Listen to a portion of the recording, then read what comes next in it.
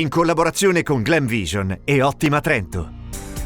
A22 nella morsa della nebbia, da venerdì a domenica chiusi lunghi tratti, lunedì safety car e limite dei 50 orari. L'esperto è molto fitta a causa delle alte temperature. Sono state settimane faticose nel fisico e nel cuore. Emilio Ziroc dopo il tragico incidente in Canada. La ripresa sarà lunga, ma la forza non manca.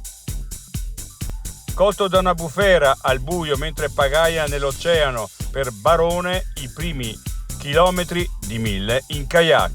Mi son fatto spazio tra lastroni di ghiaccio, non ce la facevo più.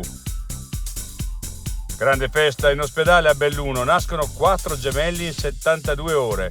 A gennaio un incremento del 32% di neonati. L'altra montagna.